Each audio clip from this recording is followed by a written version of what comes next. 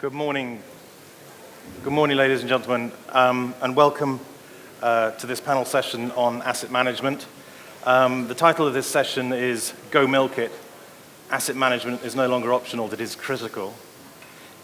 This title has a distinct bovine taste to it, and I promise that from now on, no references to our grass-eating, milk-producing friends will be on the menu.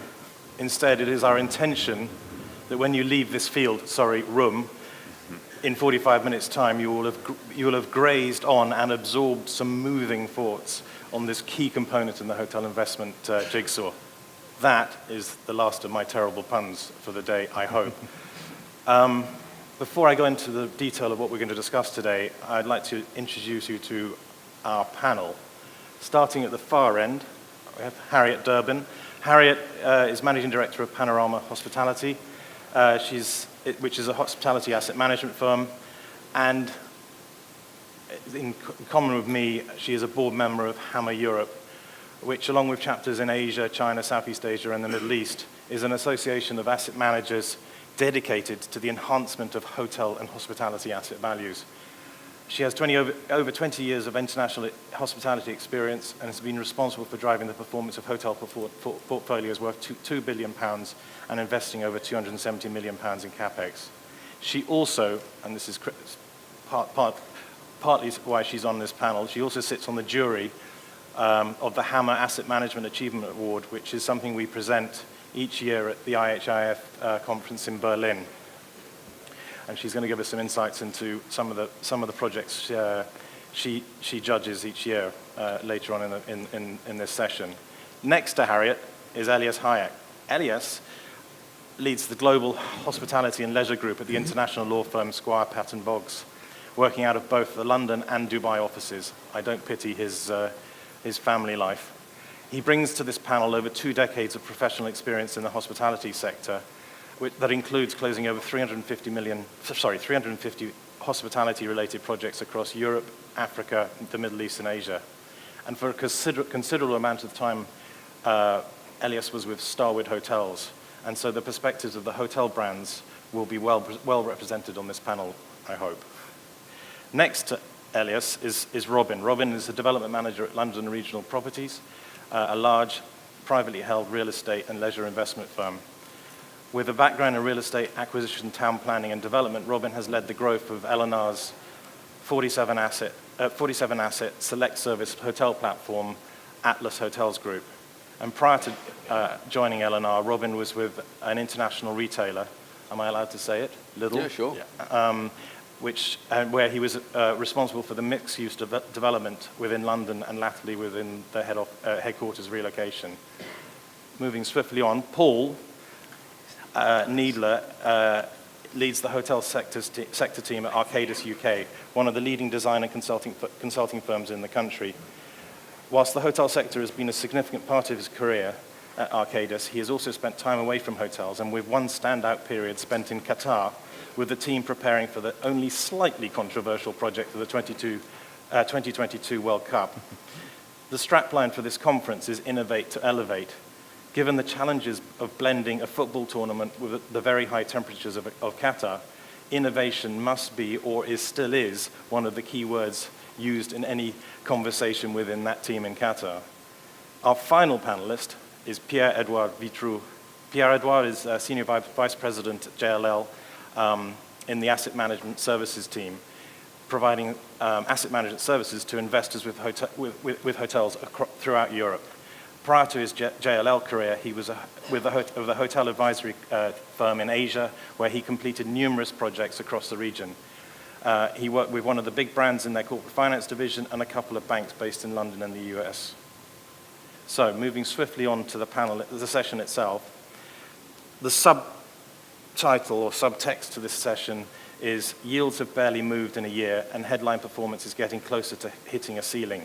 The only way we are going to improve the value of your property is by streamlining the operation. Let the experts tell you how to make it work. Well, let me set the scene a little with some current trends that are directly or indirectly impacting hotel performance in the UK at the moment.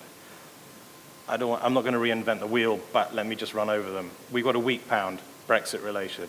We've had the introduction of the national living wage, or the increase of the minimum wage. We've had significant cost pressures on energy over a number of years, and in more recent times, business rates are going through the ceiling.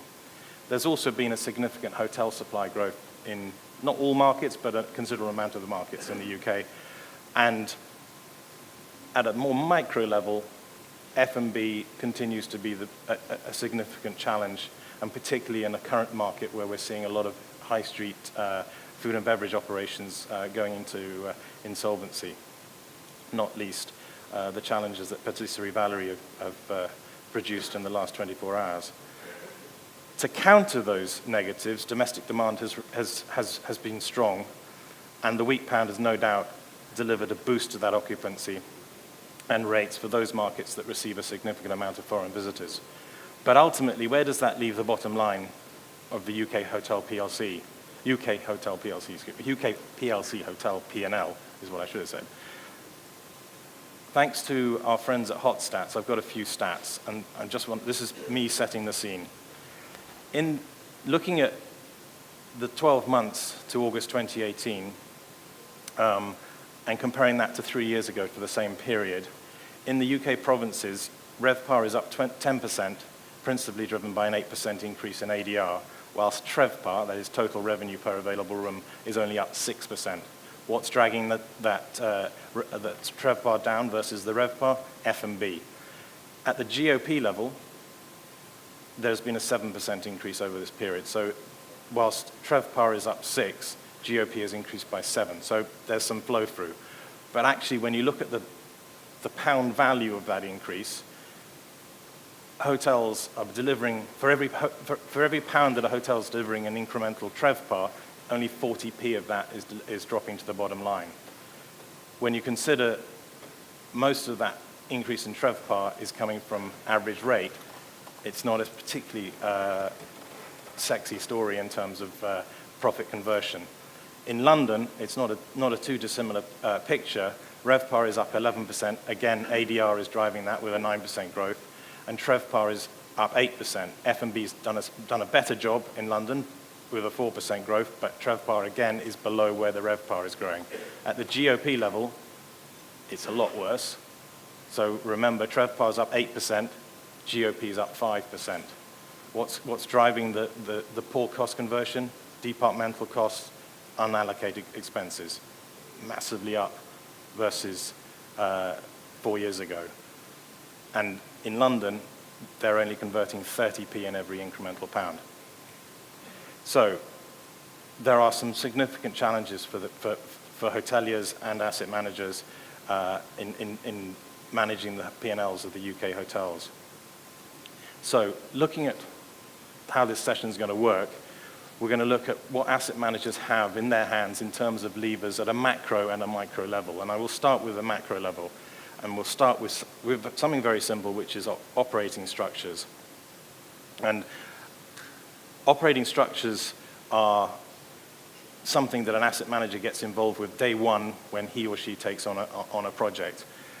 And in the past, and I'm talking 10, 15 years ago, this was a fairly simple process because the options on the table were fairly simple. But today, there's been a proliferation of new options, and perhaps there is even a smorgasbord of them now.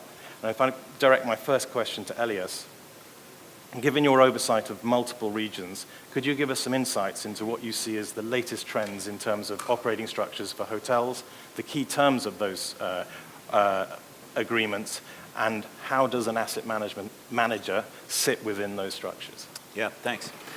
Well, I think it's fair to say that the traditional franchise model is evolving now into the opportunity for intermediaries to take a much more significant role in the relationship between the owner and the brand. Whereas the brand had traditionally taken a view that there would be a franchise and potentially a management agreement associated with the brand relationship with the hotel, we have intermediary third-party white label operators coming in and various permutations to the relationship that allow a third-party manager to provide the services that were traditionally provided by the brand. And I think the point that you made earlier is significant here. The traditional model doesn't afford the owner too much involvement in the day-to-day affairs of the hotel. It delegates a lot of that responsibility to the brand, and as a result, it removes the owner to a passive participant in the relationship. And I think the drive now is to have models that allow greater say for the owner or an agent of the owner in the day-to-day affairs and the P&L. Thank you. And sticking to that theme of third-party operators, that is a model that's been around in the States for a number of years, and in the past 10 years in Europe, it's becoming more and more prevalent. Robin, someone who's representing a company that owns both a portfolio of hotels and the third-party operator that runs that portfolio, I'm talking here Atlas Hotels, you sit with, in effect, two pieces of that three-piece puzzle, the third piece being obviously the brand and the franchise agreement. Could you give us some thoughts on the model you've adopted, both positives and negatives? And is it more suited to one type of hotel versus another, e.g., your portfolio is principally Holiday Inns and Holiday Inn Expresses. Is that the best fit, or does it work further up the scale? Sure. So to answer the first question, I think that the benefit that the franchise agreement offers the owner, or what they share with the owner, is that their existing relationship with OTAs, there is a benefit that is offered through that. The billboard effect that they describe, so this is where essentially the branded product appears higher up the OTAs than the unbranded product or the unbranded competitor. That certainly has a benefit for the owner. And in terms of negatives, there is, I suppose, a degree of unalignment between the brand and the owner in their overall goal. So the brands they're driven by proliferating, let's say, their new brands. They don't necessarily sunset old brands that are failing. So for that reason, the existing brands that the owner is tied into through the franchise agreement might be a bit diluted, the strength of that brand. So yeah, it's a strong model against the HMA, because the HMA gives the owner, as you said, less control over costs. And if you're an owner that wants to get their hands on the costs and really be able to control your bottom line, then the franchise model does give you that opportunity to dive into those costs. Does it work further up the scale? Well, at the limited service end, it is very limited. So the strength that the franchise agreement and the brand give you is a manual, let's say, on brand standards, how to carry out Capex. Your pricing strategy is dictated to you. So if you're extremely entrepreneurial, that's a double-edged sword, because the pricing strategy might actually hamper rather than allow opportunistic pricing strategies. But on the whole, at the lower end of the scale, where you really are very focused on costs, the franchise model certainly works. Yeah. Thank you. Question to the panel. Is it fair to say that the majority of the hotel investment community still sees the HMA as the best route, or are we swinging the other way towards this third-party operator route? I think, generally speaking, it's back to that smorgasbord point of it really depends on what's right for the portfolio or the individual asset and what the potential of that. So going back to the asset management or the investment plan, whatever's going to work best. If it's a high-end luxury product in a location where it would very much benefit from being within a management contract, that works well. If it's a sort of business that the lenders, the owners, the sponsors are comfortable with, and where they believe that there is value from a third-party operator who are more sophisticated now and perhaps have more strength in the brand in a particular market, then that would make more sense. So I think it's really looking at each deal and making an informed decision. Thank you. I would just add one observation. Not all HMAs are created equal, and I think it's probably unfair to say that, you know, the comparative analysis is an HMA versus a franchise. It all boils down to control and involvement and engagement and the interplay between the owner, the brand, and the asset manager, and in some cases the third-party operator, and how you negotiate the nuances of who gets involved in what and where the permissive levels are, and more importantly, from a legal perspective, where the liability sits. Because I think that's the other problem with a lot of these agreements is over the years, the responsibility and liability have been detached, and almost on purpose. Perhaps on purpose. And so from an asset owner's perspective, the real issue is, how do I get control over my asset? Or if I delegate control, how do I do it effectively so that if there are any errors in performance, I have recourses, I have remedies, I have the ability to interject my opinion. And I think that, again, not all HMAs are created equal. I think some brands are sensitive to that, and they're including provisions in their agreements that both give control and accountability. Yeah. And so it's a question of negotiating the right terms under the right scenarios. And I think that's where the innovation is going to come, because actually there is always a grey area between whether it's a franchise, a management agreement, some kind of lease, and we're seeing a couple of those coming back into the market. Time will tell, I think, in terms of whether that's exception to the rule or whether that's going to continue. But I think from my point of view, in terms of innovation into the asset management, what that potentially creates is opportunities for investors who might not have historically been interested in the hotel sector to have opportunities to invest in a way that actually is attractive to them. Common sense would dictate that the more parties you have in that chain means that there is only one pot of profit, and so that will become watered down.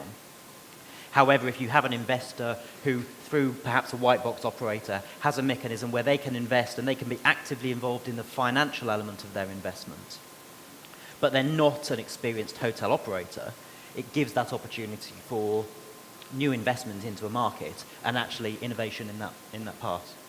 I think the limit of the quiet enjoyment clause that you're referring to, we see even if the brand, the operator, has the right to just one meeting a month or one budget meeting a year, more and more the operator and the brand have seen that having someone on the side of the owner who actually understands hotels, who actually translates things, is like, oh, it does make sense. And even if he says, I'm running your hotel for you, having someone who asks questions is acceptable more and more, and nobody's going to renegotiate a 30-year agreement with the operator if you don't give access to data. So they will give access to data. It will take time. If you have someone who understands hospitality on your side rather than a lawyer who doesn't know hotels, so you see why you have specialist hotel lawyers, I think it's good. People who've been in operation, who understand ill management and all the issue facing the operator. So the operator face someone across the table who is not bad cop, good cop. It's someone who want to make things happen. That's important, either internal or external. Because I suppose there's the eternal question as to whether asset management is an art or a science. And if it's a bit of both. Absolutely, but also if you're looking at legacy management agreements, a lot of it is art, because it's being able to persuade, to twist arms, etc. That's right. The traditional model creates a relationship that makes the asset manager a derivative agent of whatever rights the owner has negotiated for himself or herself in the management agreement. And as a result, if those rights don't exist, the only power you have is persuasion. It isn't really a power that exists by law in the agreement. And that's where the evolution comes, and that's where white box or white label operators are probably more interesting for an owner these days than the traditional model of having the brand and the asset manager sort of fight it out on persuasion, where you have a third-party white label operator. Arguably, the brand has to provide brand standards and edict and all that, but the actual operations are now closer to the owner's control by virtue of this relationship. And I actually know that a few asset managers are transforming into that model. They're sort of transposing the asset manager into something more, asset management plus management, and taking on that white label operator role. This is a very interesting development, I think, in the market. And a few years ago, the term manchise came into play, but it seemed to have disappeared for a period, and now it seems to be coming back in, and that's an interesting dynamic. It may not apply again as you go up the chain scale, but certainly in the mid-market, brands seem to be open to that type of agreement in terms of being able to flick from a management agreement to a franchise agreement at some point in the term of the agreement. And I think it was because in the US they were happy, there were many independent operating company managing several brands, and it was not yet arriving in Europe. So we're going to manage your hotel for the next 5 years while we make sure you as a partner have the ability to manage that hotel properly with our standards and potentially increase the portfolio. So we don't want to do one deal with you. We want to do one with the view of doing 5 or 6 or 10 in the next 5 years.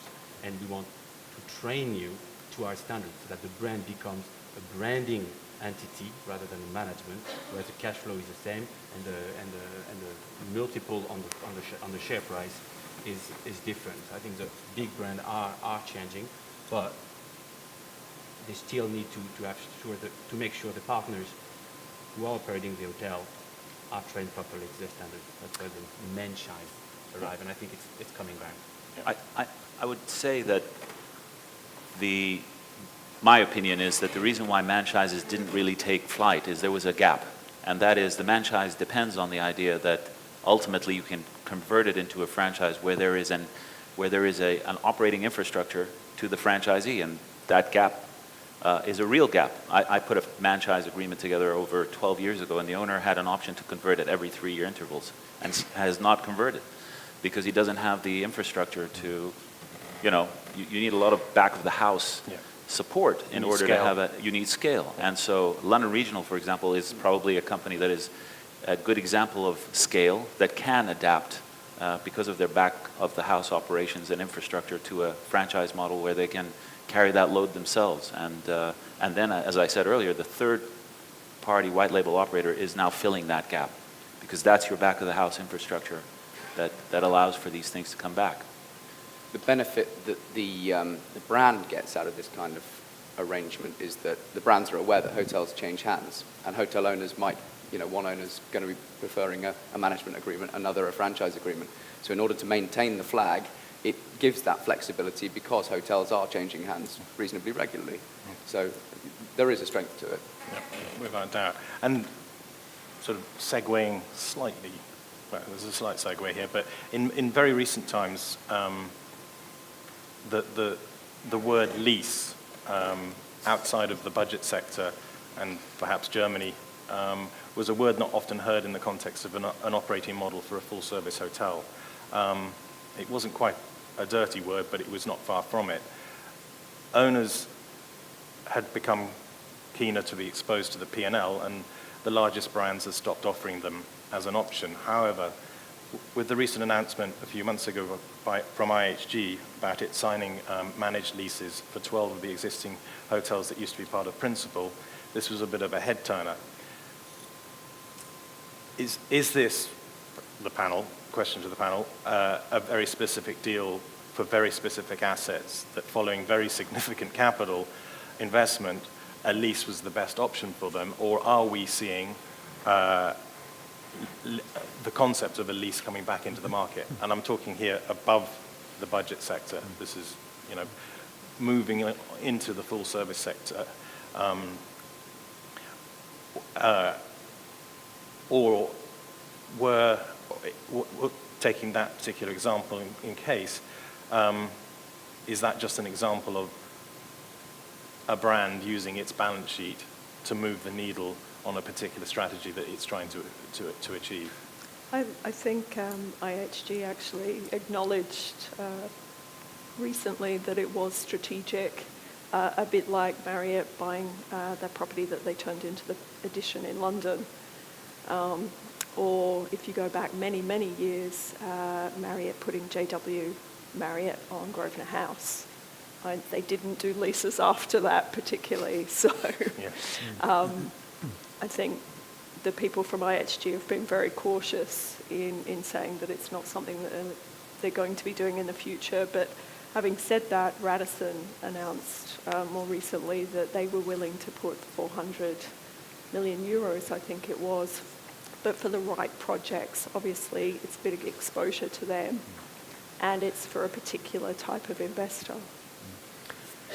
I think there's an element of creating competitive advantage from this. I think in our community where we're talking to developers, operators, investors, actually the real challenge is about finding the right sites in the right locations. There's plenty of money out there, there's plenty of developers, and all of the operators are looking for growth in those right locations. So actually, what is it that helps differentiate? And not specifically about Intercon in this case, but actually I think there's a recognition that in order for brands to create competitive advantage, there has to be something in certain instances that is in addition to simply the strength of the particular product in order to get access to those right properties and those right locations. So from my point of view, whether that's an asset management call, actually I suspect not. I suspect it's just the basic fundamentals of the business deal. In order to get presence and in order to get it quickly, there's had to be an intervention, and that's what's created that in this instance. Will we see more of that? Is that innovative? It's, in a couple of instances, it's got the answer that they need, so maybe it is. Absolutely, thank you, Paul. I think we've covered some of the key themes within the operating structures. If we move swiftly on to another challenge, which is repositioning, and this is in the context of an asset manager taking over a property and doing his or her work to understand what's the best positioning for the hotel.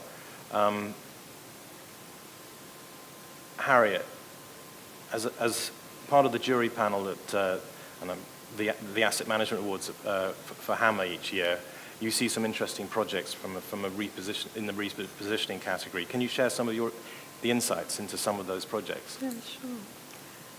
So we've had 3 Asset Management Achievement Awards since it started in 2016. And one of the concepts that we were talking about as a panel was, should it be branded or should it not be? And the interesting thing to look at the 3 overall winners over the past 3 years is, in fact, 2 of them were not branded. And I think partly that was informed by the fact that in these days, with more sophisticated investors, but also more sophisticated clientele, if the asset is in a good location, there's very strong demand generators, then perhaps there's a reason that you don't need a brand, and in fact you create your own. This year's winner overall was Global Holdings Pulitzer Hotel in Amsterdam. They took it from a luxury collection at the time by Starwood. The property was doing okay, fairly well positioned, but the investors wanted to they intend to hold the hotel, or at least ensure its future as a strong market leader. So they took the decision to spend and to implement all the different types of strategies that you would expect in a typical repositioning, so refurbishment, completely redoing the food and beverage, looking at the whole concept and the clients. That's what we can sometimes forget, is ultimately you do need those clients coming in the door and you need them to pay the premium. Last year's winner, 2017, slightly different asset in Dublin, so again, strong market, the Temple Bar Hotel, Pyramid Hotel Group, along with a sponsor. And they took the hotel from a 3-star to a 4-star, again, repositioned food and beverage, streamlined the operations, but the returns in both those projects were beyond what we were seeing with equally well-executed asset management plans, but where the platforms were branded. Thanks, Harriet. You touched on my next subject, which is Capex. All of repositioning and the structures ultimately require money, and whether it's branding or reconcepting a hotel. And the source of that cash tends to be from owner or the owner's debt facilities, and therefore the asset manager's role is to control that money. What are the key challenges faced by an asset manager when balancing the needs of a brand versus the needs of an owner? Harriet, I've got that one for you. So I'd probably put it in 3 different buckets. The first one being cost. Obviously, you've looked at the overall asset, you want a certain return. There's so much that you can spend. The brand on their side, they want consistency across their estate. They perhaps want to roll out particular new concepts. But you need a return on whatever that investment is. I remember one operator coming and saying, well, we want to reposition the property. We're going for high-end leisure. We're going for high-end MICE. We need £1 million to do an extension to the food and beverage facilities. And in that case, by bringing in the owner's perspective in asset management, it was actually a reconfiguration of that space and doing it a bit more smartly. Or it may be value engineering and working alongside the brand so that they get what they need to deliver what's important to the customer. And you are as well, but it's costing a lot less. The other side would be the practicality, which always surprises me. But I had a call on one project from an area vice president saying, Harriet, stop interfering with the design process, talking about the carpets. And in fact, it was me trying to have some influence over the decision to put an inappropriate carpet in a busy bar. And it seems like a no-brainer that you would choose something that would be appropriate so that in 1 month's time you weren't then looking at completely recovering or replacing that carpet. But time and again, that's something that occurs. The other one would be timing, and that's managing both the owner and the brand, getting the approvals for what's going to be done, making sure, particularly if it's a big repositioning and relaunching, that you hit whatever that end date is, because you're always looking to have an uplift in the rate, in the revenues. If you don't have the whole experience from the guest ready for them to be willing to pay that extra money compared to what you were before, you're really losing out on the opportunity of that investment. Thank you. I think for me, in terms of the delivery part of the overall supply chain, it's about creating certainty of delivery. And that's not just in delivery of the Capex spend, but that's also delivery in terms of the value that that will deliver to allow asset managers, when they're looking to move that needle and when they're looking to innovate, to actually do so with informed decision making. Historically, that's been very much backwards looking. So, in our community, we talk a lot about using benchmarking, and that's, again, both on the Capex side, but also on the value side. But actually, I think where the innovation needs to come for me, and where we need to be supporting asset managers in terms of moving that needle, is around really embracing the next industrial revolution that we're in right now, which is around data, and actually using the data that we have as members of the hospitality community and as asset managers to really up the game in terms of making those informed decisions around where to prioritise Capex spend and how, based on empirical data, spending that Capex will then tangibly increase revenue at a much more granular level than perhaps we've seen historically, where it may have been based on the insightful input from the hotel general manager and the F&B manager, with the input from a design team who have their own experiences, but actually very little tangible data upon which to validate those perceptions and make those decisions moving forwards. And I think in terms of innovate to elevate and moving that needle on increasing guest experience and therefore revenue and therefore yields for the owners through asset management, that's where we need to be pushing as an industry. And is that tech there yet to do it? I think it is, actually. And I think there's an opportunity for us as a hospitality sector to draw experience from innovation that's happening in other sectors to take advantage of it. So one example we're seeing, and it's actually not in hospitality, is using things like CCTV cameras, artificial intelligence to identify issues across different asset types. Now, whether that's a bridge or a highway or a railway or something like that, actually the technology exists to use things that, I'm sure they're up here on the ceiling, are actually collecting data all day, every day. And if as an industry we can start to aggregate those with other sources of data, whether it's the point of sale, whether it's the P&L, and use proper data analytics to really drive trends from that in a way that at the moment we've got the data, but it's not being used because we probably don't know what to do with it. So I think we need, there's an opportunity for us to draw experiences from what's happening right at the front end of technology in other sectors for the benefit of asset management. Yeah, because a bedroom refurbishment is a bedroom refurbishment. But when you look at the public areas of a hotel, and I'm not talking about a purpose-built hotel that's been built in the last 10 years, because you would hope that the architects built an extremely efficient building. But if you take hotels that are built 100 years ago, and you look at, and generally those hotels have significant public areas, how do we best use, and I sometimes think of this from a retail angle, and how rents are valued based on zones within a shop. How could we do that within the hotel space in those public areas? Pierre, we discussed this a few days ago about in your office environment, in order to hot desk, they need to measure who's at what desk at what time and where. Can we do something similar within the lobby area? You put a sensor under a table. You know the table number. You can see with your POS what revenue you had and how long that person stayed. So if she had one coffee for 5 hours because she was interviewing candidates, or if it was someone who's coming every day and actually spending money, you can track that.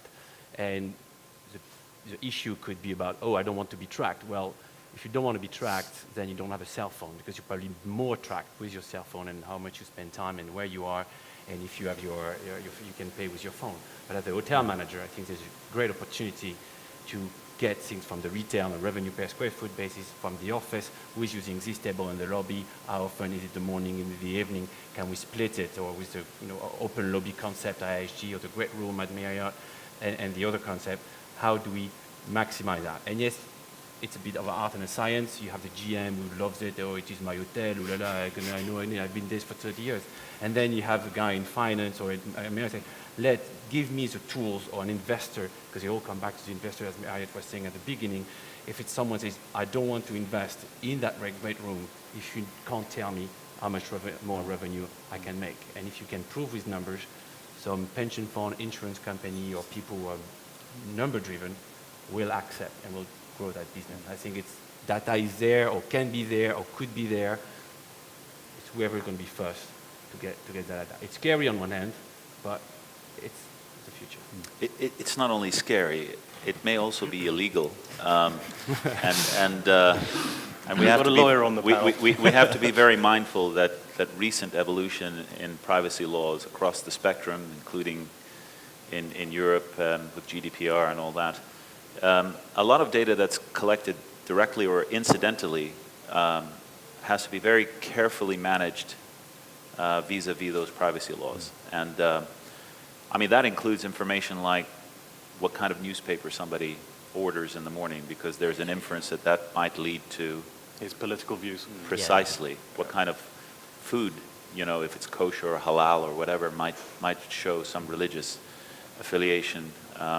And the issues that you're talking about in terms of, who were they meeting with, and whether that was a meeting that was 5 people, 6 people, these are all sensitive areas. I appreciate that there is a clash going forward between what brands and hotel brands generally aspire to achieve, which is knowing the customer. That's the tagline at most brands in some permutation. We want to know who you are. We want to be able to welcome you by name, and data protection laws. And I think lobbying is probably in order to bridge the gap, because there's a huge chasm now between what one wants to do from a brand perspective and what is permitted to be done.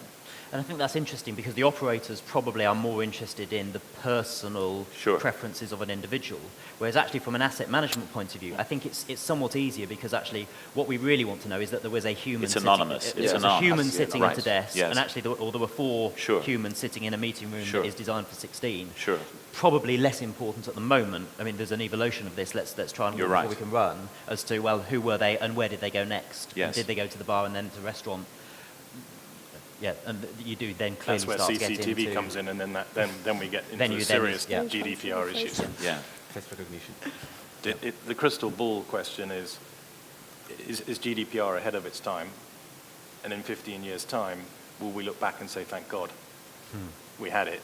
Because otherwise, the amount of data that anyone's collecting, be it Google all the way down to a lowly hotelier, that data, once it starts to be monetized, could be incredibly powerful and have significant impacts on what I want to say, your ability to live a public life. Can It's a real challenge, isn't it? Put it that way? Yeah. We slightly digressed and we're running out of time. One of the things I wanted to discuss was cost containment. And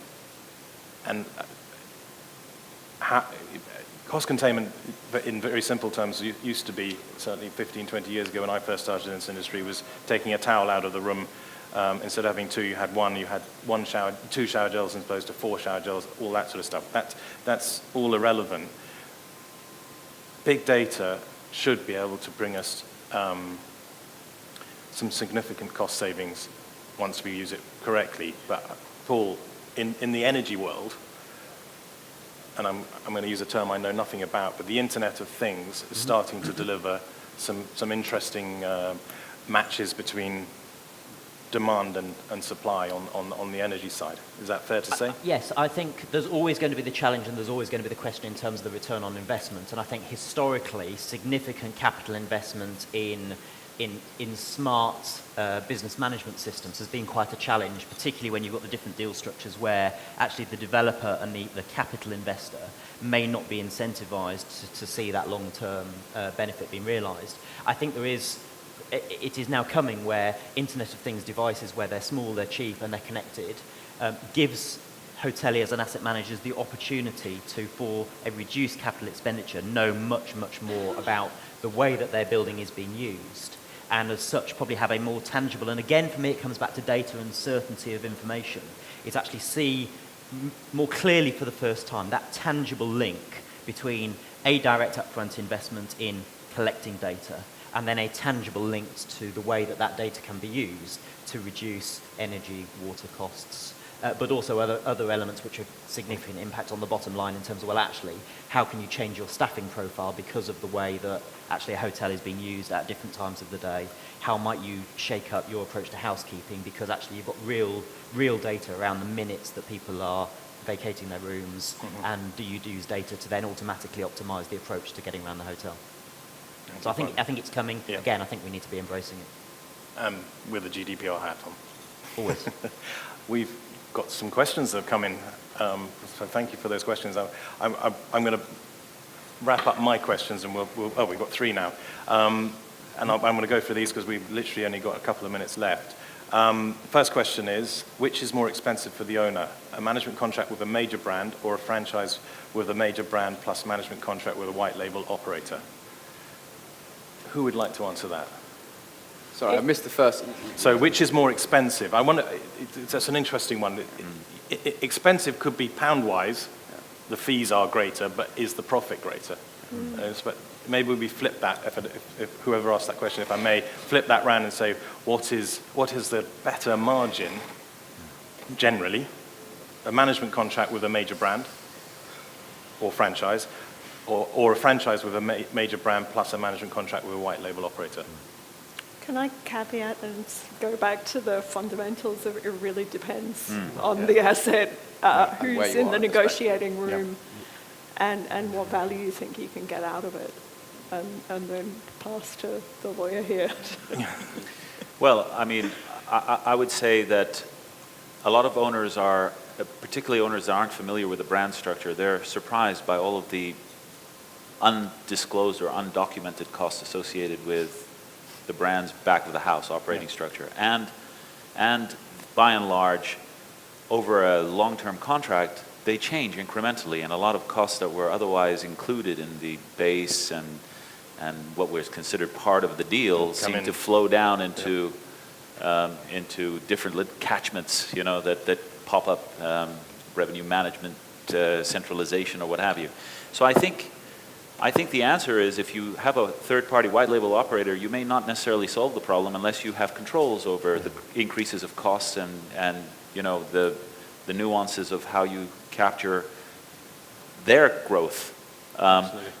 The end result is a properly negotiated agreement with you know, limits and caps and impact on fee structures in the event that you have, you know, a negative correlation between cost and return.